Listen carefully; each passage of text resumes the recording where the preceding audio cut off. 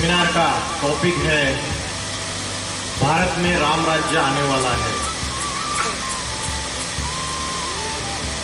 तो राम का अर्थ क्या है, राम राज्य क्या है और सनातन धर्म उसकी धारणाएं क्या है जो आज भारत में प्राय लोप हो चुकी है, और कैसे ये सारी सृष्टि रावण राज्य में परिवर्तित हो चुकी है, और कैसे स्वयं परमात्मा राम इस सृष्टि पे अवतरित होके इस रावण का अंत करते हैं, ये आज हम जानेंगे। तो राम इस शब्द का अर्थ है रम्यते योगिनो यस्मिन इति रामः। जिन योगियों की बुद्धि जिसमें रमन करती है वो राम है। तो जितने भी योगी पुरुष है जो अपने इंद्रियों को संयम करने का अभ्यास करते हैं, मन को एकाग्र करने का अभ्यास करते हैं और ईश्वर को याद करने का अभ्यास करते हैं, योगाभ्यास करते हैं, उन सभी योगियों की बुद्धि जिसमें रमन करती है वो राम है। तो राम ये जो नाम दिया है ये काम के आधार पे दिया हुआ है, करके दिखाया होगा। परमात्मा ने कोई बड़ा कार्य इस सृष्टि पे अवतरित होके करके दिखाया होगा, इसलिए राम का नाम सबसे ज्यादा उसका गायन और पूजन होता है। तो राम जो है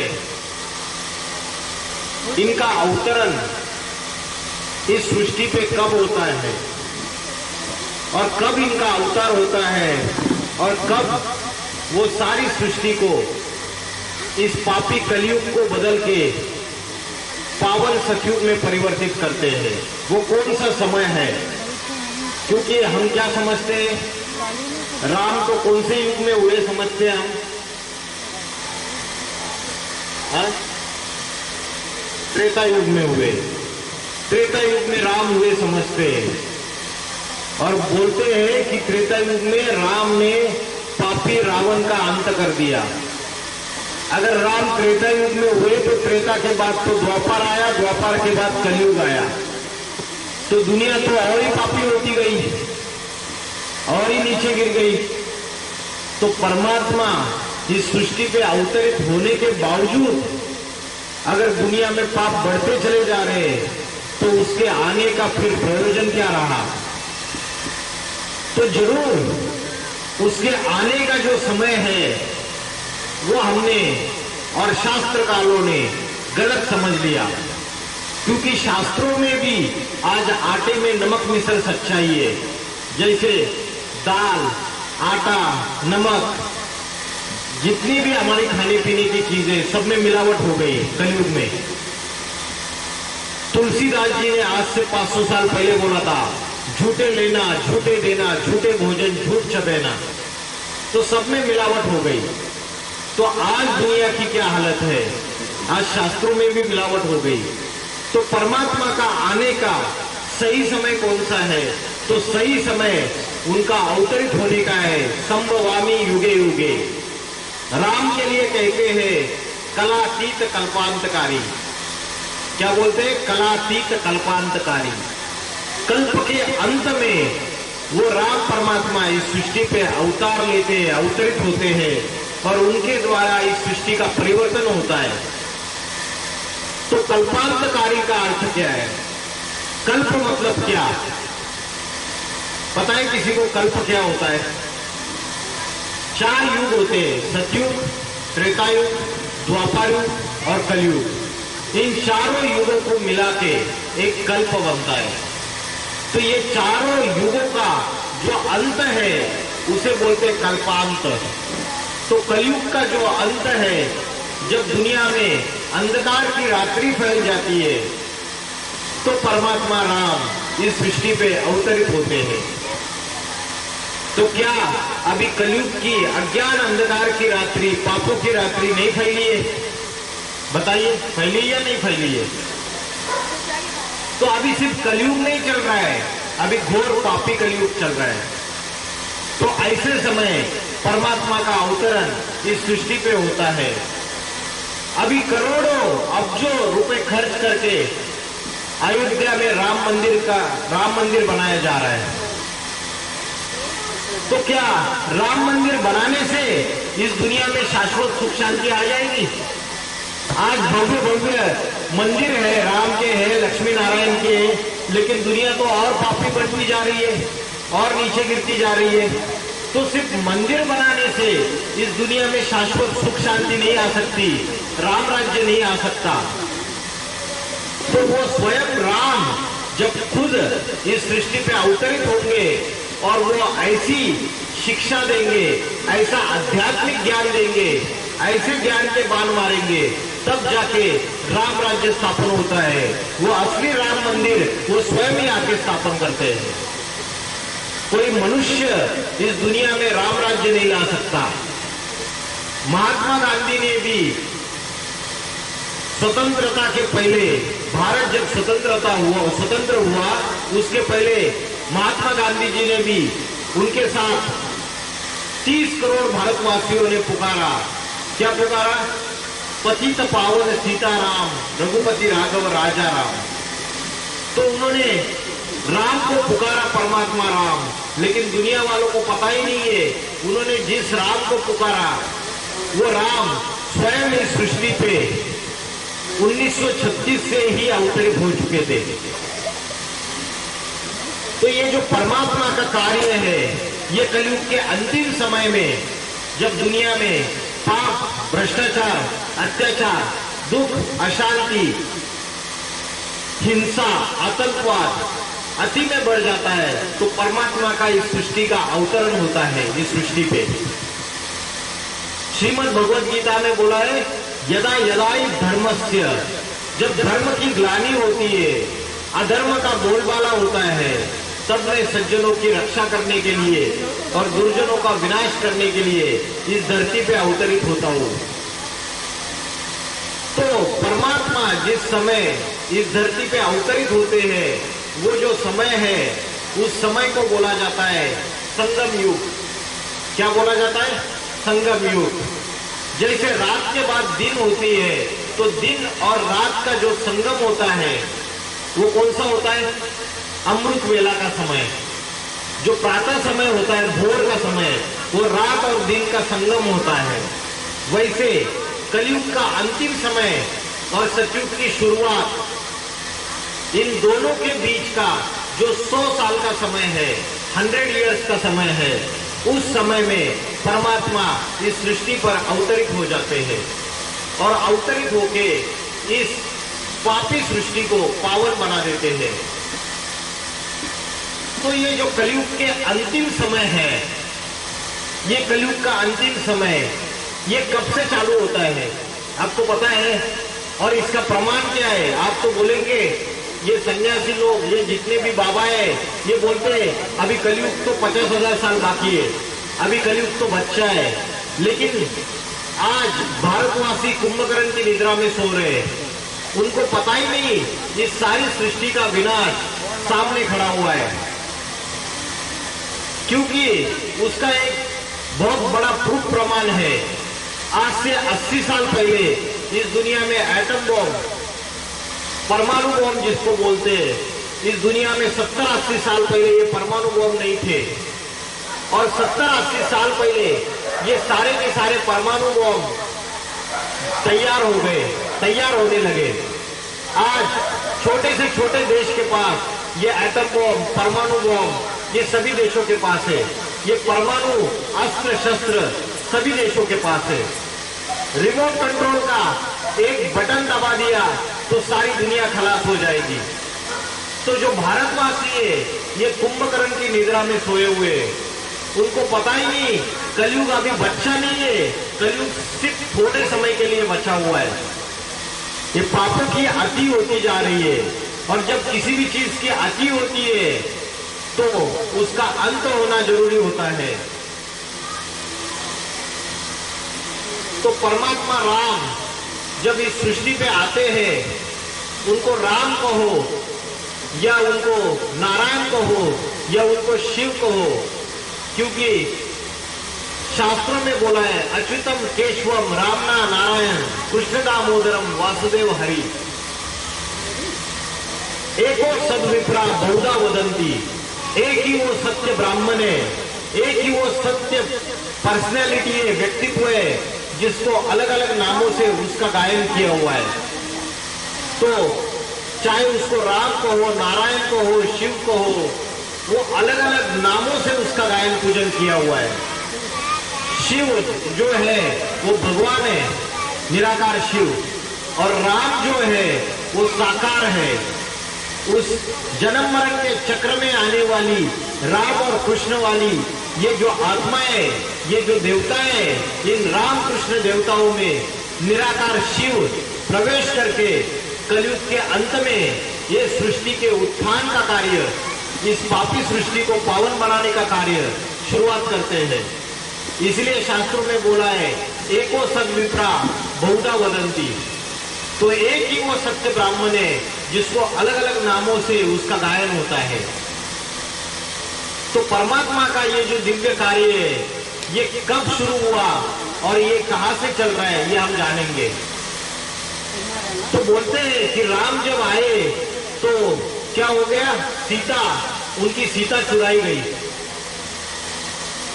तो वो राम जो परमात्मा है वो माशूक है और हम सब उसके आशिक हैं। तो हम सब उसके जो आशिक हैं, तो हम सब सारे सीताएं हो गए।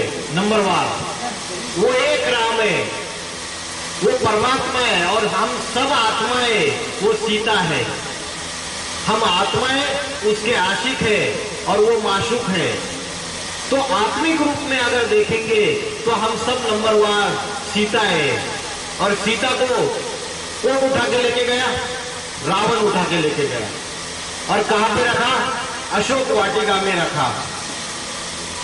तो ये रावण क्यों उठा के लेके गया, क्योंकि जो मर्यादा की लकीर है, जो मर्यादा की लकीर है उसको उसने क्रॉस कर दिया। सीता ने मर्यादा की लकीर को क्रॉस कर दिया। तो आज हम सारे मनुष्य, हम मर्यादा की लकीरों को, जो सनातन धर्म की लकीरें खींची हुई थी, जो संस्कृति हमारी बनी हुई है, उसको क्रॉस कर रहे हैं या नहीं कर रहे?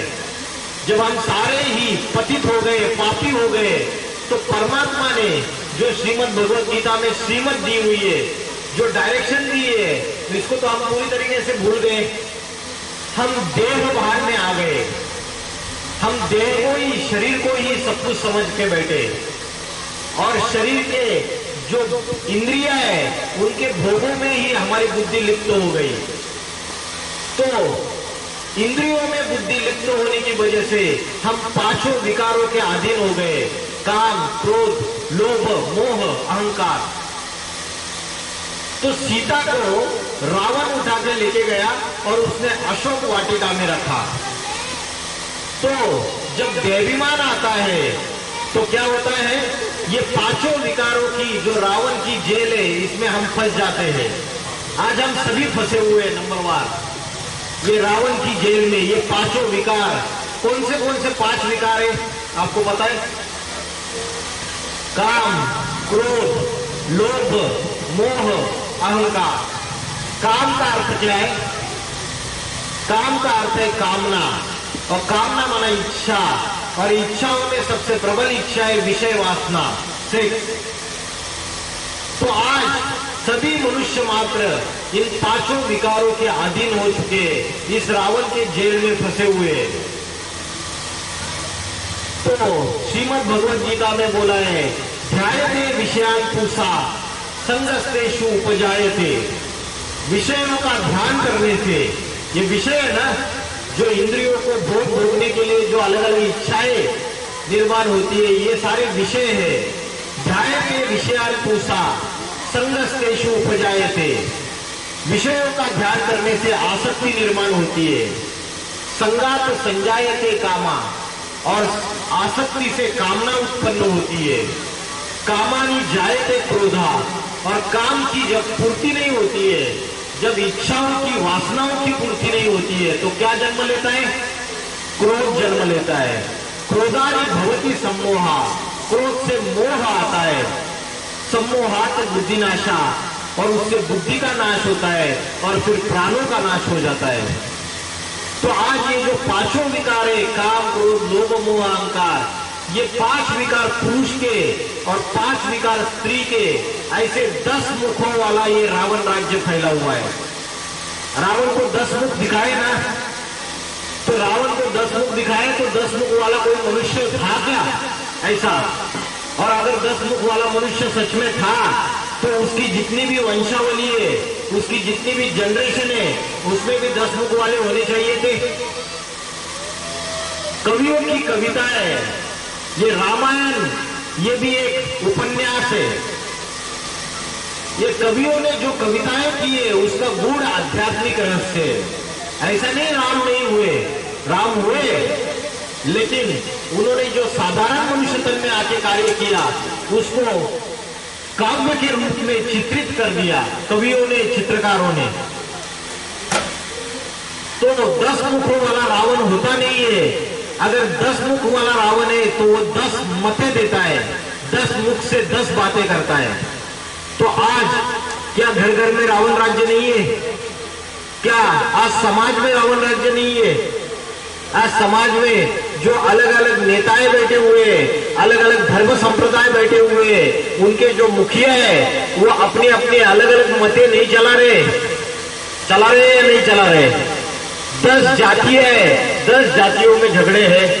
10 धर्म है, हिंदू मुस्लिम क्रिश्चियन बौद्धी सन्यासी सिख नास्तिक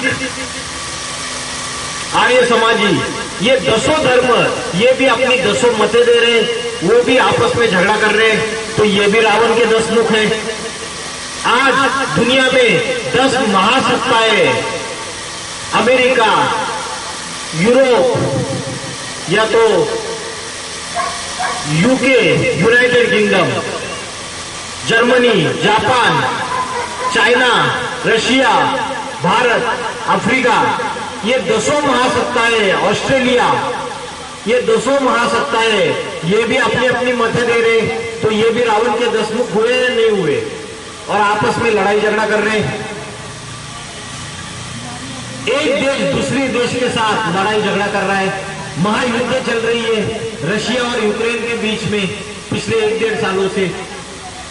तो धर्मों के बीच में झगड़ा है, जातियों के बीच में झगड़ा है। आज जो गवर्नमेंट है, जो राज्य सरकार है, जो केंद्र सरकार है, उसमें जो अलग अलग मिनिस्टर मंत्री बैठे हुए, वो 10 मंत्री 10 मुखों से 10 बातें कर रहे, वो भी रावण के 10 मुख है। और समाज में ये 10 प्रकार की जो मतें चल रही है सारी की सारी, ये सब कुछ रावण के 10 मत है। और यही रावण राज्य है असली में। तो सतयुग है, ये सतयुग में राम राज्य था और कलयुग के अंत में आके रावण राज्य हो जाता है। सतयुग ये नई दुनिया है, ये स्वर्ग की दुनिया है, और कलयुग ये नरक की दुनिया है। नरक में पाप होते हुए और नरक में मनुष्य दुखी रहता है, नारकीय यातनाएं भोगता है। तो आज मनुष्य नारकीय यातना भोग रहा है नहीं भोग रहा है? छोटी छोटी कन्या माताओं के ऊपर अत्याचार हो रहे, बलात्कार हो रहे, दुनिया में पाप व्यभिचार भ्रष्टाचार अत्याचार की अति होती जा रही है। तो ये जो ऐसा समय है जब दुनिया में 10 मतों वाला ये रावण राज्य फैल जाता है, तो राम परमात्मा राम इस सृष्टि पे अवतरित होते हैं। तो दिखाते हैं राम ने रावण को तीर कमान चलाए, बाणों से मारा, घायल कर दिया, छलनी कर दिया। तो ये जो बाण है ये क्या लोहे के बाण मारे? आज जितने भी संत महात्माएं हुए, तुलसीदास हुए, कबीरदास हुए, सूरदास हुए, संत मीराबाई हुई, गुरु नानक जी हुए, गौतम बुद्ध हुए, मोहम्मद पैगंबर हुए, जीसस क्राइस्ट हुए, ये जितने भी धर्म पिता है, आदि शंकराचार्य, माधवाचार्य, क्या इन्होंने कभी हिंसा करना सिखाया? हिंसा करना सिखाया किसी ने भी? शस्त्रास्त्रों से युद्ध करना सिखाया किसी ने भी? नहीं सिखाया। तो भगवान आके क्या शस्त्रास्त्रों से युद्ध करेगा? हमने उसके गूढ़ आध्यात्मिक रहस्य को समझा नहीं। ये वास्तविकता इसमें यह है कि राम ने आके कोई लोहे के बाण नहीं मारे। हम बोलते हैं ना, अरे उस व्यक्ति ने ऐसी बात कह दी कि मेरा कलेजा छलनी हो गया। तो ये राम ने ज्ञान के बाण मारे, बातों के बाण मारे। परमात्मा के अंदर इस सारी सृष्टि का ज्ञान समाया हुआ है। उसमें सृष्टि के आदि मध्य अंत का ज्ञान समाया हुआ है। वो ज्ञान का सागर है। तो परमात्मा ने आके ये ज्ञान के बाण मारे और उससे ये जो अनेक धर्मों का जो रावण राज्य फैला हुआ है, ये अनेक मतों का जो रावण राज्य फैला हुआ है, इस सब का अंत कर दिया और एक आदि सनातन देवी देवता धर्म की स्थापना कर दी। आज सनातन धर्म हिंदू लोग सिर्फ नाम लेते हैं कि हम सनातनी है। अरे असली में सनातनी है क्या? जो सनातन धर्म की संस्कृति है वो तो चली गई पूरी तरीके से। काहे के सनातनी? सनातन धर्म की जो संस्कृति थी उसमें ऐसे ऐसे परिवार थे कि 70-70, 80-80 लोग घर में एक मुखिया होता था और 70-70, 80-80 लोग एक घर में इकट्ठा रहते थे। एक चूल्हे पे खाना बनता था। घर के मुखिया की बात कोई भी काटता नहीं था। ऐसे सनातन धर्म के परिवार हुआ करते थे। आज दिखाई दे रहे, क्योंकि 5 विकार आ गए, काम, क्रोध, लोभ, मोह, अहंकार। उससे अपवित्रता आ गई, ईर्ष्या द्वेष आ गई, घृणा आ गई। और ये जितने भी रिलेशन है, ये रिलेशनशिप जो भी आज की तारीख में पति पत्नी की भी हो, आज कितनी टिक पा रही है? नई शादियां आप होते हुए देखते हैं और देखते हैं कि 5 महीने में, 6 महीने में, 10 महीने में लड़की वापस अपने मैके आ जाती है। हो रहा है या नहीं हो रहा है? तो कलयुग का अर्थ है कलह क्लेश का युग। ये कलह क्लेश का युग है। तो रामायण में जो राम और रावण का युद्ध दिखाया वो कोई हिंसक युद्ध नहीं था, वो अहिंसक युद्ध था। परमात्मा राम आके जो पतितों को पावन बनाने के लिए जो ज्ञान सुनाता है, उस ज्ञान के आधार से जो रावण है भाग जाता है। हमारे हरेक के आत्मा के अंदर भी रावण है। उस रावण को ईश्वरीय ज्ञान से, परमात्मा के ज्ञान से ही मारा जा सकता है। हमारे अंदर भी रावण की लड़ाई चलती रहती है। ये 5 विकारों की लड़ाई है, काम, क्रोध, लोभ, मोह, अहंकार। तो इसको ईश्वरीय ज्ञान का अपने जीवन में पालन करने से, उस ईश्वरीय ज्ञान को अपने जीवन में धारण करने से उस रावण को मारा जा सकता है। तो दिखाते हैं कि जब लंका के ऊपर आक्रमण करना था तब क्या किया इन्होंने? बंदरों की सेना ली राम ने। तो राम ने बंदरों की सेना ली और रावण को मनुष्य मिल गए। अरे जब भगवान इस सृष्टि पे आएगा तब इतने मनुष्य पापी, दुखी, अशांत हो चुके, तो भगवान मनुष्यों को छोड़ के बंदरों की सेना ले लेगा? ये तो बात कुछ हजम नहीं हो रही है। इसका वास्तविक गुण आध्यात्मिक रहस्य ये है, जैसे बंदर होता है वो चंचल बुद्धि होता है, बहुत चंचल होता है और उसके अंदर 5 विकारों की बहुत प्रधानता होती है। काम, क्रोध, लोभ, मोह, अहंकार, ये 5 विकार उसके अंदर अति में समाये हुए हैं। अगर आप देखेंगे वो छत पे टुंगुस पे बैठे हुए बंदरिया के साथ काम विकार भोगता रहता है, क्रोध भी बहुत रहता है उसके अंदर और दूसरे की चीजें छीना जब्ती करके ले लेता है। लोभ भी बहुत रहता है, लोभी रहता है, अहंकारी रहता है, मोही रहता है। बंदरिया का जो बच्चा है ना, वो बच्चा मर जाता है, सड़ जाता है पूरा, लेकिन 20-20, 25-25 दिन, 1-1 महीना उसको छोड़ती नहीं, अपने सीने से चिपकाए रखती है। ये मोह की निशानी है।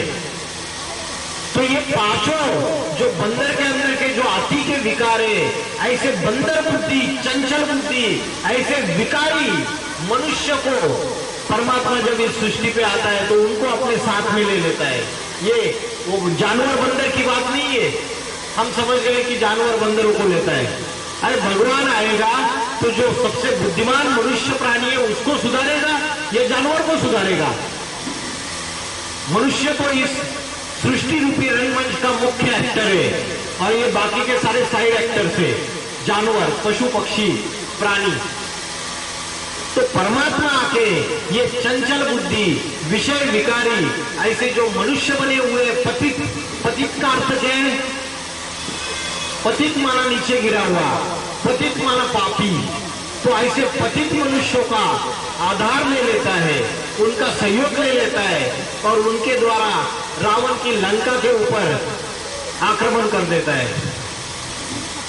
तो समझ में आ रहा है, ये हर एक रामायण में जो कथा बोली गई उसके गूढ़ आध्यात्मिक रहस्य, ये अभी की बात है, कलयुग के अंतिम समय की बात है। दिखा दे कि दशहरे में रावण को मार दिया राम ने और फिर क्या आ गई? दिवाली आ गई। तो रावण को मार दिया, फिर दिवाली आ गई और दिवाली आ गई तो बोलते कि जैसे राम राज्य आ गया। तो वैसे कलयुग के अंत में जब ये विषय विकारी रूपी रावण का परमात्मा आके ज्ञान सुना के अंत कर देता है तो उसके बाद कलयुग का विनाश हो जाता है और नई दुनिया, स्वर्ग की दुनिया, सतयुग आ जाता है जिसको राम राज्य कहा जाता है। राम राज्य में सभी सुखी है, प्रजा भी सुखी, राजा भी सुखी। राम राज्य में सुखी सुख का राज्य है, कोई प्रकार का दुख नहीं है, कोई प्रकार का दुर्भाग्य नहीं है। आज दुर्भाग्य है या नहीं है? आज बच्चा जन्म लेता है लूला, लंगड़ा, अंधा, तो दुर्भाग्य। बोलते बड़े दुर्लभ मानुष तन पावा, तो काहे का दुर्लभ मानुष तन पावा? अरे जब जन्मते ही हुआ अंधा, लूला, लंगड़ा, किसी को किडनी की बीमारी है, किसी को ब्रेन की बीमारी है, ऐसे ऐसे बच्चे पैदा हो रहे। तो अगर ये उसका सबसे लास्ट जन्म है तो वो इतना दुखी पैदा क्यों हो गया? तो जरूर शास्त्रों में कुछ अगड़म बगड़म है, जिस बातों को हम गहराई से उसके आध्यात्मिक रहस्यों को समझ नहीं पाए। तो परमात्मा जब इस सृष्टि पे अवतरित होते हैं तब इन सारी बातों का रहस्य बता देते हैं। आपने रामेश्वरम मंदिर में देखा होगा कि राम जो है वो शिव की पूजा कर रहे हैं, शिवलिंग की पूजा कर रहे हैं। तो राम बड़े हुए या शिव बड़े हुए? शिव बड़े हो गए। तो राम और कृष्ण को दिखाया गया कि गोपेश्वरम में शिवलिंग की पूजा कर रहे हैं। तो राम और कृष्ण ये अव्वल नंबर की देवता है और शिव जो है वो भगवान है, वो भगवान का स्वरूप है। इसलिए जो शिव है निराकार, जिसकी शिवलिंग के रूप में पूजा होती है, ज्योतिर्लिंग के रूप में पूजा होती है, वो शिव निराकार, वो सारी सृष्टि का पिता, कलयुग के अंतिम समय में जो जन्म मरण के चक्र में आने वाले राम हैं, उनमें प्रवेश करके उनके द्वारा इस सृष्टि के परिवर्तन का कार्य आरंभ कर देते हैं। तो जब कलयुग का अंतिम समय आता है, विनाश का समय आता है, तो सारी दुनिया में उत्तर दक्षिण पूर्व पश्चिम चौदिश काल फरे, काल मन मृत्यु का तांडव फैल जाता है। सारी जगह मृत्यु का एटमॉस्फेयर फैल जाता है, सारी दुनिया काल के गाल में जाने लगती है। ऐसा भी समय आ जाता है कलयुग के अंतिम समय में। तो मरने के बाद क्यों बोलते हैं राम नाम सत्य है? व्यक्ति मरने के बाद जब उसके आरती उठाते तो राम नाम सत्य बोलते, उसका भी कुछ आध्यात्मिक रहस्य रहेगा। तो उसका आध्यात्मिक रहस्य ये है कि कलयुग के अंत में जब सारी दुनिया का महाविनाश, सारी दुनिया का महाप्रलय का समय आता है, तो जितनी भी दुनिया अभी भोग विलास में, भौतिक सुखों में रमन कर रही है, वो सारे मनुष्य जाग जाएंगे और इस राम को, भगवान को स्मरण करना चालू कर देंगे, परमात्मा का स्मरण करना चालू कर देंगे। उनको पता चल जाएगा कि ये सारे भौतिक सुख जो है ये मिथ्या है, झूठी काया, झूठी माया, झूठा सब संसार, और एक परमात्मा ही सत्य है। तो इसलिए राम नाम सत्य है, उस राम का स्मरण करना चालू कर देंगे। तो अभी ऐसा समय आने वाला है 10 सालों में, 15 सालों में ही आने वाला है। अभी अभी कोरोना की महामारी आ गई, लाखों लोग मर गए, तो मनुष्य के अंदर भय का वातावरण फैल गया। तो सोचा अभी भगवान का स्मरण करेंगे, लेकिन कोरोना खत्म हो गया, फिर से माया ने थप्पड़ मार दिया, फिर से माया आ गई और फिर से उन्हीं भोगों में, उन्हीं विषय विकारों में और उसी माया के इसमें फिर से जाके रमन करने लगे। तो अभी आगे चल के ऐसा झटका लगेगा, क्योंकि क्या बोलते हैं, बिनु भय हो ही ना प्रीत गुसाई। जब तक भय नहीं होगा ना, तब तक उस परमात्मा से प्रीत नहीं जुटेगी। जिससे मोहब्बत होती है, जिससे प्रीत होती है, वो स्वतः ही याद आता है। उसको खींचतान करके याद करने की जरूरत नहीं है। बच्चा अगर अमेरिका चला गया, बच्चा अगर लंदन चला गया पढ़ाई करने के लिए, तो माँ अपने बच्चे को फोटो देख के उसका याद करती है क्या?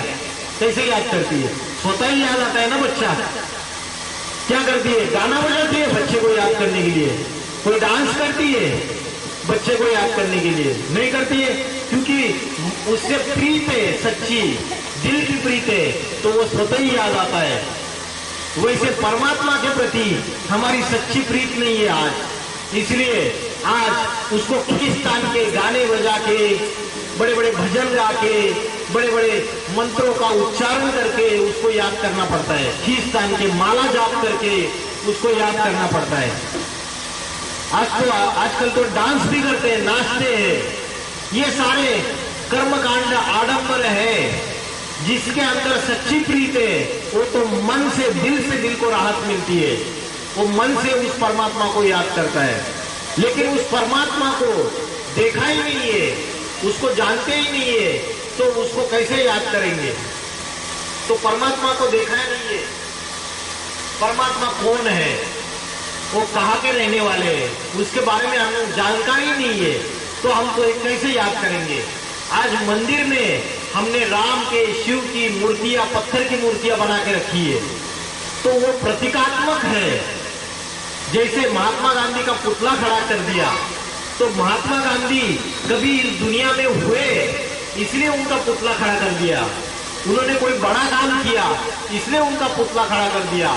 तो राम भी, कृष्ण भी, शिव भी इसी सृष्टि में कभी साकार रूप में अवतरित हुए और साकार रूप में अवतरित होके इस सारी दुनिया का उत्थान किया है, इस सारी पापी दुनिया को पावन बनाया है। इसलिए पतित पावन सीताराम बोलते हैं। पतितों को पावन बनाने वाला, सर्व का सद्गति दाता राम। इस सारी सृष्टि जब दुर्गति में चली जाती है, अभी सब दुर्गति में है, तब उस सारी सृष्टि को दुर्गति से निकाल के सद्गति करने वाला एक राम भगवान है। तो कलयुग का जो अंतिम समय है, जब दुनिया में पाप भ्रष्टाचार अति में बढ़ जाते हैं, तो परमात्मा इस सृष्टि पे अति साधारण मनुष्य तन में अवतरित होते हैं। तो जिसके लिए श्रीमद् भगवद गीता में बोला है, अवजानान्ति मां मूढ़ा मानुषी तनुमाश्रितम। मुझ साधारण तन में आए हुए भगवान को मूर्ख बुद्धि लोग पहचान नहीं पाते, क्योंकि कलयुग के भौतिक सुखों में उलझे हुए रहते हैं। तो आप बोलेंगे, अरे भगवान साधारण मनुष्य तन में आए हुए हैं, तो आप हमें पता बताइए, हम जाके उनको देखेंगे, वो तो बहुत तेजस्वी रहेंगे, उनका स्वरूप बहुत तेजस्वी रहेगा। तो श्रीमद् भगवद गीता में बोला है, मैं अति साधारण मनुष्य शरीर में अवतरित होता हूँ, कोई विरला मनुष्य ही मुझे पहचान पाता है। तो आज इतने सारे बाबाएं निकल गए, इतने सारे महाराज निकल गए। जैसे मेरठ के मेन मार्केट में अगर किसी ने असली हीरे की दुकान खोल दी, तो 10-15 दिनों में नकली हीरे की 15-20 दुकानें खुल जाती है। और असली हीरा कौन बेच रहा है और नकली हीरा कौन बेच रहा है, ये पहचानना मुश्किल हो जाता है। वैसे परमात्मा शिव, परमात्मा राम जो असली हीरा है, वो जब इस सृष्टि पे अवतरित होता है, तो नकली हीरे चमक मारने लग देते हैं। आज अनेक अनेक बाबा है, अनेक अनेक महाराज उनके चक्कर में पड़े हुए हैं, लेकिन परमात्मा जिस साधारण मनुष्य तन में आया हुआ है, उसको आप पहचान नहीं पा रहे। तो उसको स्थूल नेत्रों से नहीं पहचाना जा सकता, उसको ज्ञान नेत्रों से पहचाना जा सकता है। तो परमात्मा जो है उसका स्वरूप जो है वो अति सूक्ष्म ज्योति स्वरूप है। कैसा है? ज्योति स्वरूप। उस ज्योति स्वरूप परमात्मा की यादगार में हमने शिवलिंग बनाए। भक्तों ने क्या किया, उसका बड़ा आकार पूजा करने के लिए बना दिया शिवलिंग, कि परमात्मा ज्योति स्वरूप है। तो वो परमात्मा ज्योति स्वरूप जो परम धाम का रहने वाला है, कहाँ का रहने वाला है? परम धाम का, ब्रह्मलोक का। तो ब्रह्मलोक का जो रहने वाला परमात्मा है वो सूरज चांद सितारों से परे जो ब्रह्मलोक है, आत्मलोक है, वहां का वो परमात्मा रहने वाला है। जब कलयुग का अंतिम समय आता है, जिसे पुरुषोत्तम संगम युग कहते हैं, उस समय वो परमात्मा इस सृष्टि पे अति साधारण मनुष्य शरीर में अवतरित होते हैं। लेकिन सभी उनको पहचान नहीं पाते, क्योंकि श्रीमद् भगवद गीता में बोला है, नाहम प्रकाश सर्वस्य योग माया समावृत, मैं सबके सामने प्रकट नहीं हूं, योग माया से ढका हुआ हूं। इसलिए योग माया क्या है? ये योग माया माना यही 5 विकार, काम क्रोध लोभ मोह अहंकार, ये भौतिक सुख, ये भौतिक साधन, ये संबंधी, ये देह के संबंधी, ये रिश्तेदार, मित्र संबंधी, ये सभी जो धोखा देने वाले हैं। धोखा देते हो या नहीं देते? सुर नर मुनि सबकी यह रीति, स्वार्थ लाग करे सब प्रीति। चाहे सुर हो, सुर माना देवता, चाहे नर हो, नर माना मनुष्य, चाहे मुनि हो, मुनि माना मनन चिंतन मंथन करने वाला मुनि, सबकी यह रीति, स्वार्थ लाग करे सब प्रीति। तो आज जो भी हमसे प्रीत जोड़ रहा है ना, समझो उसका जरूर कोई स्वार्थ है। चाहे वो पति भी क्यों न हो, चाहे वो पत्नी भी क्यों न हो, सभी का कोई ना कोई स्वार्थ समाया हुआ है।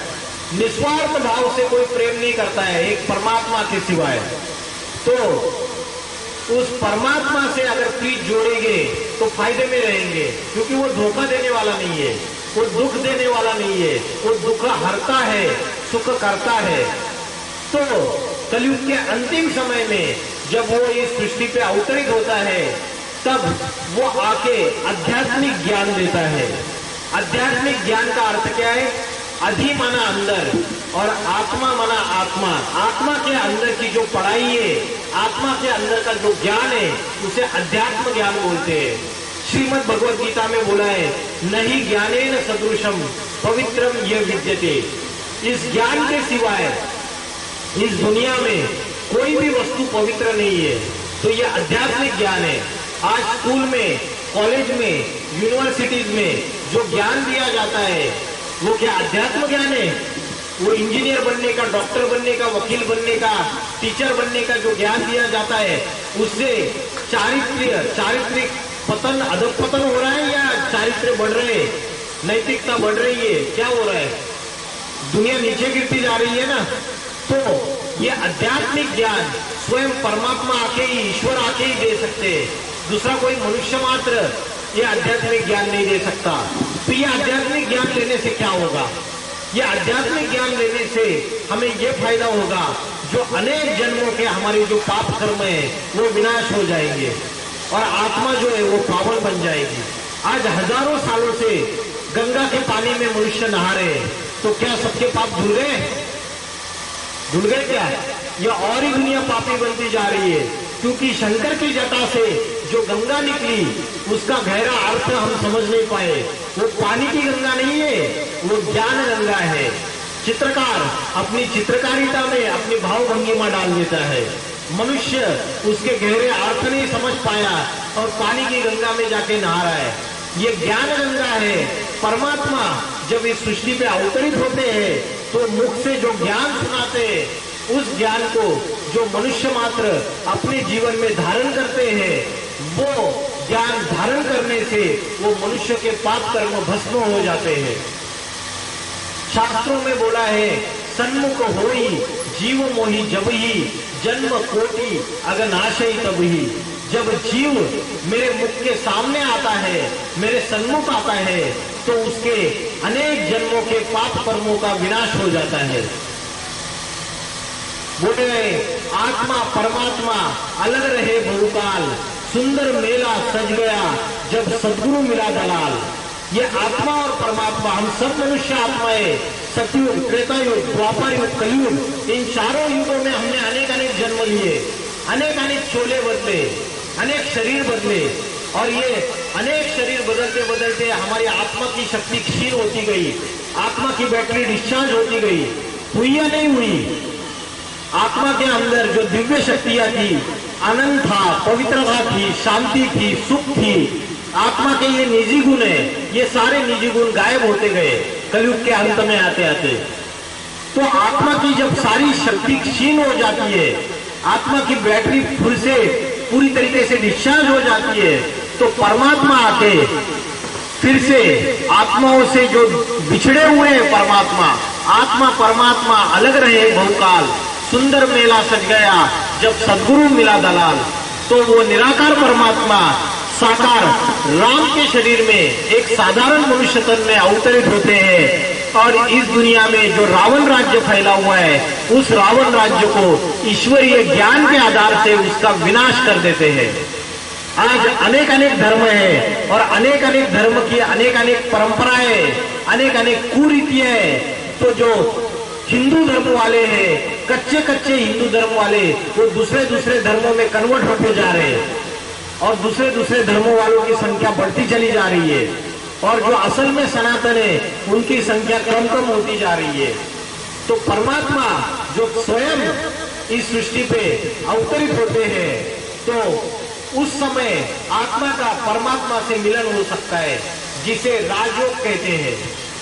आज राजयोग के नाम पे योगासन और प्राणायाम जो किए जाते हैं, वो भारत का असली प्राचीन राजयोग नहीं है।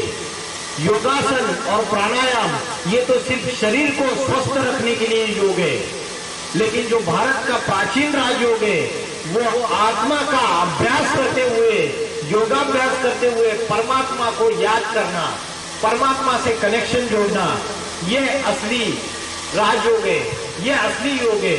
इस राजयोग को हम भूल चुके हैं, हम आत्मा का अभ्यास करना भूल गए। हमें पता ही नहीं है कि आत्मा इस शरीर में कहाँ रहती है, आत्मा कैसे दिखती है, तो हमें पता नहीं है, तो हम आत्मा का ध्यान भी नहीं कर पाते। तो हमारा असली परिचय भी हम भूल गए। अगर मैंने किसी को पूछा कि आप कौन हो, तो हम क्या बताते हैं?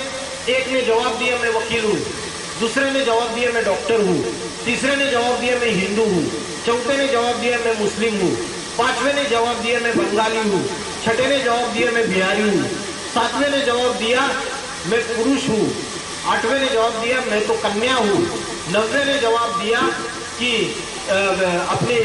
अपनी जाति बता दी, मैं जाट हूँ, मैं मराठा हूँ।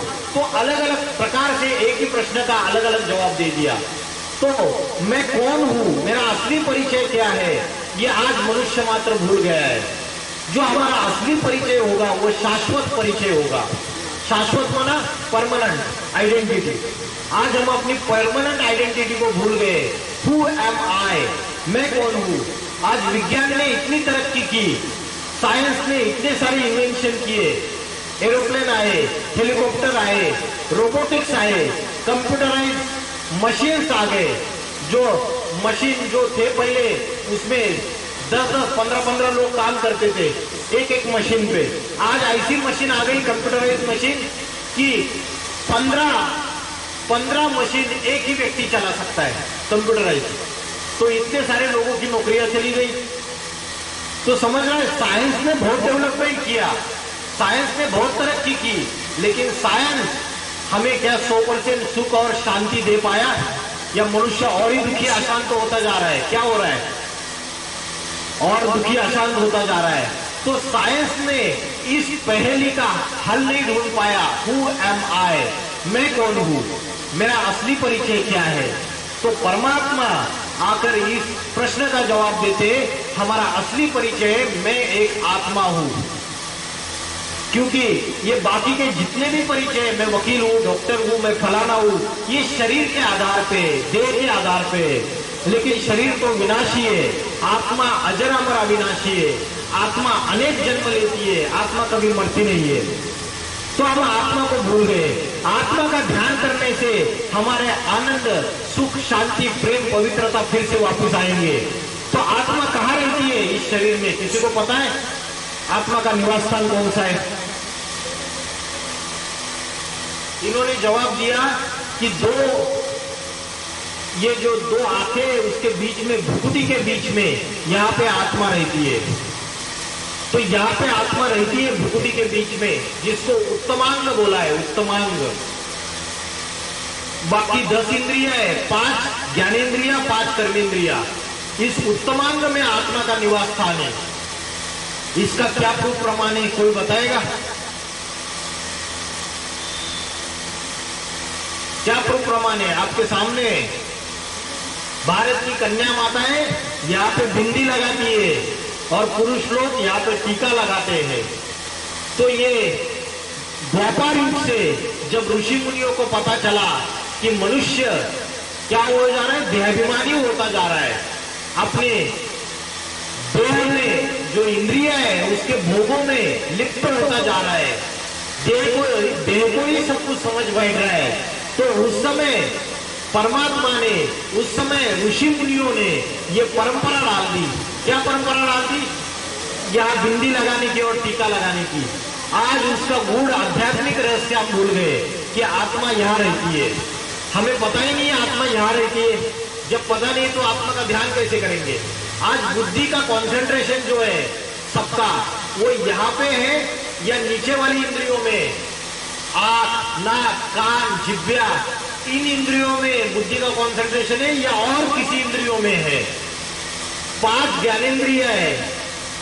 अच्छा, मुख से क्या चाहिए? टेस्टी टेस्टी खाना चाहिए, जिह्वा को स्वादिष्ट भोजन चाहिए, तो बुद्धि का कंसंट्रेशन उधर चला जाता है। और सबसे ज्यादा बुद्धि का कंसंट्रेशन कहा जा रहा है आज की तारीख में मनुष्य का। अगर पुरुष है तो उसको स्त्री का देह याद आएगा, और स्त्री है तो उसको पुरुष का देह याद आएगा। तो बुद्धि का कंसंट्रेशन जा रहा है ये भ्रष्ट इंद्रियों में, मूत्र द्वार और मल द्वार। तो बुद्धि अगर नीचे की तरफ जा रही है तो भ्रष्ट इंद्रियों में जा रही है, तो सुख, शांति और पवित्रता कैसे आएगी? बुद्धि का कंसंट्रेशन अगर उत्तमांग में करेंगे जहां आत्मा रहती है, क्योंकि आत्मा जो है वो सारे शरीर का मालिक है, आत्मा सारे शरीर का कंट्रोलर है, आत्मा इस शरीर का राजा है, टॉप में बैठा हुआ। उस राजा को भूल गए, राजा का ध्यान करना भूल गए। तो राजा का ध्यान करना भूल गए तो राजा तो कमजोर हो गया। राजा कमजोर हो गया तो राजा कोई ऑर्डर देगा, बोलेगा ये काम नहीं करना है तुझे। तो अपना जो इंद्रिय है, इंद्रियों को बोल दिया भाई जी खाना बहुत पेट भर के खाया है, अभी रसगुल्ला मत खा, खाएगा तो पेट खराब हो जाएगा, ऑर्डर दे दिया। लेकिन जिह्वा ललचायमान हो गई रसगुल्ला देखते ही, और हाथ आगे चला गया। हाथ भी इंद्रिय है, कर्मेंद्रिया, और जिह्वा भी ज्ञानेंद्रिय है। तो इंद्रियों ने अपना काम कर दिया, हाथ ने उठा लिया, मुख भी इंद्रिय मुख में डाल दिया। तो ये जो आत्मा रूपी राजा है ये कमजोर बन गया है कलयुग के अंत में। तो इसकी बात ये इंद्रियां मान नहीं रही है। ये इंद्रियां क्या हो गई है? हावी हो गई है पूरी तरीके से। तो ये इंद्रियों को संयमित कैसे करना है? तो इंद्रियों को संयमित करने के लिए मन को एकाग्र करना पड़ेगा, लेकिन मन तो भटकता रहता है, वो तो एकाग्र नहीं होता है। अर्जुन ने भगवान को पूछा, मेरा मन बार बार भटक रहा है, बार बार चंचल हो रहा है, ये चंचल मन को मैं कैसे एकाग्र करूं? प्रश्न पूछा। ये बहुत हठी है, ये बहुत बलवान है, ये इंद्रियों से जबरी नहीं पाप कर्म कराता है, इसको मैं कैसे वश में करूं? तो भगवान ने क्या जवाब दिया पता है? क्या जवाब दिया? अभ्यास तो कौनते ये वैराग्य न गृह्यते। बार बार इस चंचल मन को एकाग्र करने का योगाभ्यास कर, बार बार योगाभ्यास कर। ये बार बार चंचल होता है, बार बार उसको ठिकाने पे ला। ठिकाने पे कहाँ लाएंगे? यहाँ पे भ्रुकुटी के बीच में। लेकिन कैसे ध्यान करेंगे उसको? उसको तो आत्मा को देखा ही नहीं है, आत्मा तो दिखाई नहीं देती है, तो ध्यान कैसे करेंगे? श्रीमद् भगवद गीता में बोला है अनुरणियाम सम्मुस्मरित, अनुरेणु से भी अति सूक्ष्म आत्मा है। तो जैसे आकाश में छोटा सा सितारा चमकता है, स्टार, जो स्टार आपने इधर भी लगाते हैं बिंदी, वैसे बिंदी मिसल आत्मा है। उस स्टार को याद करो यहाँ, आत्मा का अभ्यास करो, बार बार अभ्यास करो, सवेरे से लेकर रात तक अभ्यास करो। मोबाइल में एक एक घंटे के बाद अलार्म क्लॉक सेट करो, एक एक घंटे के बाद अलार्म क्लॉक बजेगा, जहां भी किचन में खड़े, कहीं भी खड़े हुए 10 मिनट आप आत्मा का अभ्यास कीजिए, आत्मा को ध्यान कीजिए। भ्रुकुटी के बीच में मैं आत्मा स्टार हूं, मैं आत्मा ज्योति बिंदु सितारा हूं, बस इतना ध्यान कीजिए। मन में जितने भी विचार आ रहे हैं उसके पीछे भागिए नहीं, मन को एकाग्र कीजिए, विचारों को एक बिंदु में स्टार में एकाग्र कीजिए। आप देखिए कितनी शांति मिलेगी आपको, कितना मन स्टेबल हो जाएगा, एकाग्र हो जाएगा। आज छोटे बच्चे से लेकर बूढ़े तक सबका मन भटक रहा है, किसी का भी मन एकाग्र नहीं है, क्योंकि आत्मा का अभ्यास पता ही नहीं है।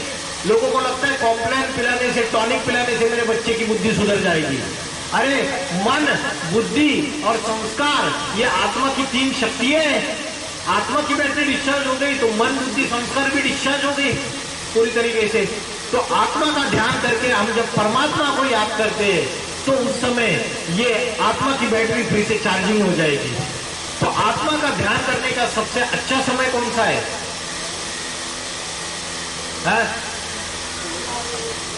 4 बजे सूरज उगने से पहले, जिसको अमृत वेला या ब्रह्म मुहूर्त का समय बोला जाता है। उस ब्रह्म मुहूर्त के समय साइंस भी इस बात को मानता है कि ब्रह्म मुहूर्त के समय कॉस्मिक एनर्जी सबसे ज्यादा होती है।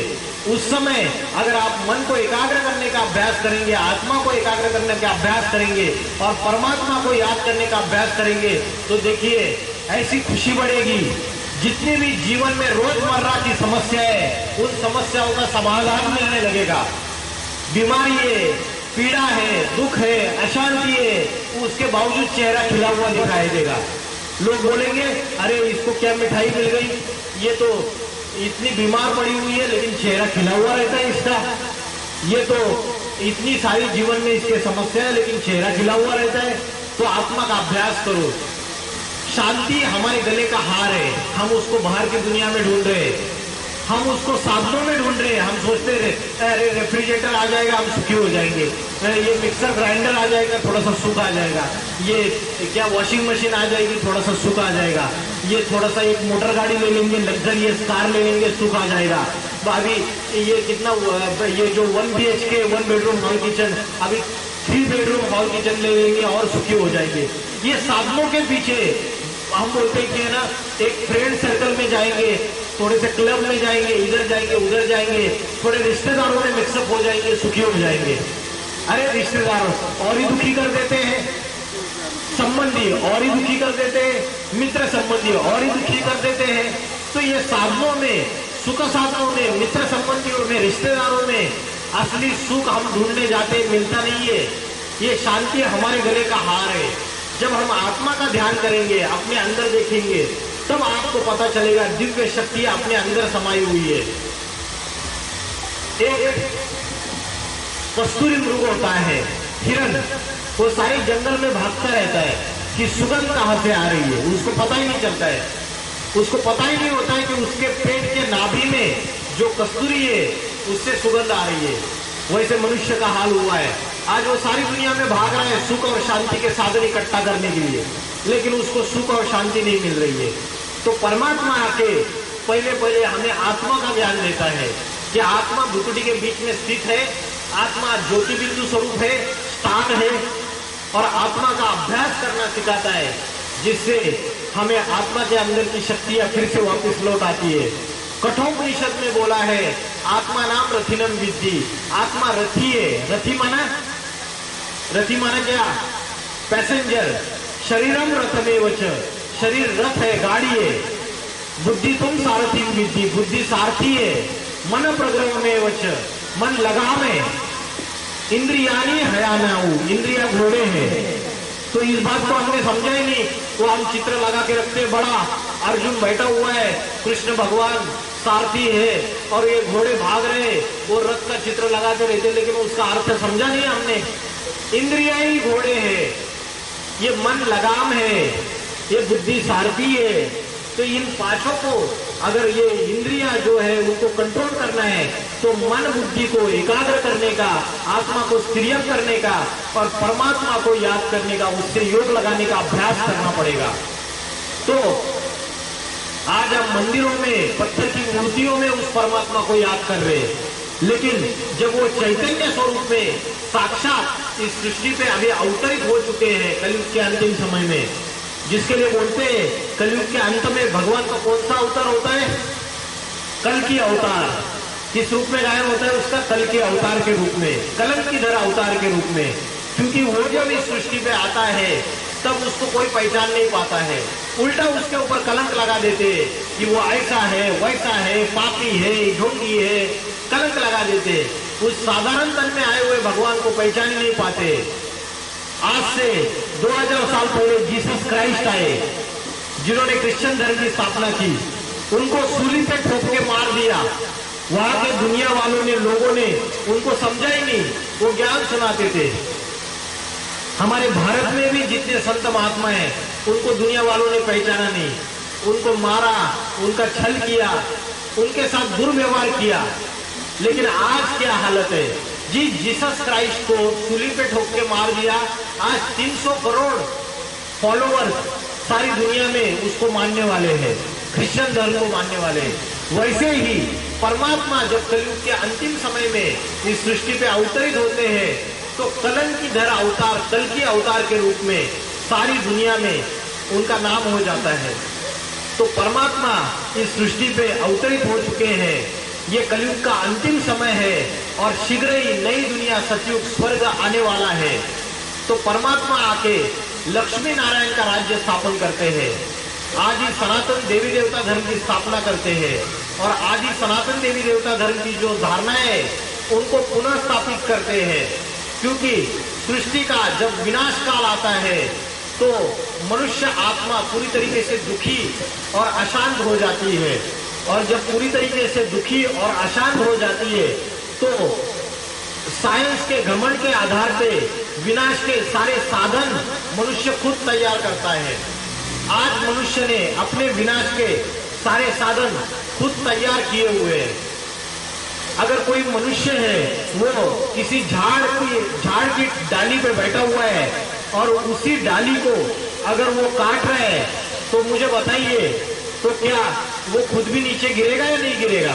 वैसे मनुष्य ने विज्ञान के घमंड के आधार से, साइंस के घमंड के आधार से अपने विनाश के सारे साधन तैयार कर लिए। आज से 80 साल पहले एटम बॉम्ब नहीं थे। आज छोटे से छोटे देश के पास एटम बॉम्ब है। मेरे घर के नीचे अगर किसी ने बारूद बिछाई हुई है तो क्या मैं उस घर में सुरक्षित हूं या नहीं? नहीं हूं। वैसे ही आज दुनिया में छोटे से छोटे देश के पास ये एटम बॉम्ब है। रिमोट कंट्रोल का एक बटन दबाने की देर है, इस सारी सृष्टि का विनाश शुरुआत हो जाएगा।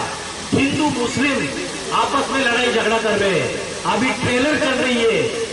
आगे आने वाले समय में 5-10 सालों में बड़ा मूवी होने वाला है। जैसे 1947 में भारत पाकिस्तान बंटवारा हुआ तो ट्रेनों की ट्रेनें काट दी गई, खून की नदियां बही। वैसे आने वाला समय भी बहुत भयानक है। धरती के ऊपर पापों का बोझा बढ़ता चला जा रहा है, और जब धरती के ऊपर पापों का बोझा बढ़ेगा तो बड़े बड़े भूकंप आएंगे, ज्वालामुखी फटेंगे, और धरती माता ये जो पाप कर्म किए जा रहे मनुष्य के द्वारा इसका पूरा बदला लेगी। तो ये जो विनाश का समय जो शुरुआत हो चुका है, तो इस चित्र में देखिए आप,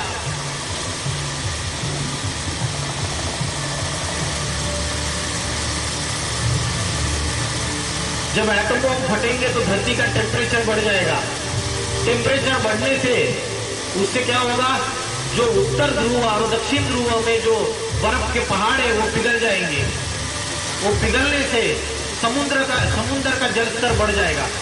उससे बड़े बड़े धर्मखंड, ये जलस्तर ये समुद्र में समाहित हो जाएंगे। Asia, America, Europe, Africa, Australia, New Zealand, ये सारे जल में समाहित हो जाएंगे। भूकंप आएंगे तो 40-40, 50-50 मंजिला जो इमारतें वो पूरी तरीके से ताश के पत्ते की जैसे गिर जाएगी। आवाज नहीं किया आपने?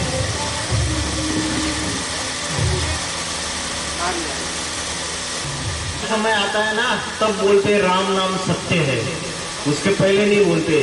तो ये यादगार है, ये परंपरा चली आ रही है। कभी तो मनुष्य ने ऐसा अनुभव किया है, जब सृष्टि का महाविनाश हुआ था तो ये चक्र है, काल चक्र, ये घूमता रहता है। सतयुग, त्रेतायुग, द्वापर युग और कलयुग, पिछले कलयुग के अंत में ये महाविनाश हुआ था सृष्टि में। तो आत्मा के अंदर वो छाप पड़ी हुई है, इसलिए राम नाम सत्य बोला जाता है। फिर से ये चक्र रिपीट होके अभी फिर से कलयुग का अंतिम समय आया हुआ है। तो जो बड़े बड़े भविष्यकार है, उन्होंने भविष्यवाणियां की है। उन भविष्यवाणियों में उन्होंने बोला है कि जैसे नॉस्ट्राडेम से क्यूरो है, कीट है, एंडरसन है, जुल्बर्न है, गोपीनाथ शास्त्री है, कल्कि पुराण है, इन भविष्यवेत्ताओं ने ये भविष्यवाणी की है कि उत्तर भारत से 21वीं शताब्दी में, 21st सेंचुरी में उत्तर भारत से एक महापुरुष का अवतार होगा और वो महापुरुष ऐसी आध्यात्मिक क्रांति लाएगा इस दुनिया में, ऐसा आध्यात्मिक संगठन तैयार करेगा कि जिसके सामने ये दुनिया की बड़ी बड़ी महासत्ताएं नतमस्तक हो जाएगी। ये सारी दुनिया उस महापुरुष के सामने घुटने टेक देगी। वो महापुरुष का जन्म उत्तर प्रदेश में फरुखाबाद जिले में हो चुका है। तो महाशिव पुराण में भी बोला है, मैं साधारण गरीब दीक्षित ब्राह्मण के घर में अवतरण होता है परमात्मा का। तो ये वो समय है कि परमात्मा इस सृष्टि पे अति साधारण मनुष्य तन में अवतरित हो चुके हैं। ये ईश्वरीय संदेश हम आपको दे रहे हैं और वो अनेक धर्मों का विनाश कर देते हैं, अनेक राक्षसी प्रवृत्तियों का विनाश कर देते हैं और एक जाति, एक धर्म, एक भाषा, एक मत स्थापन करते हैं, जिसको लक्ष्मी नारायण का राज्य बोला गया है। तो इतना बोल के मैं रुकता हूँ। ओम नमः शिवाय, जय श्री राम।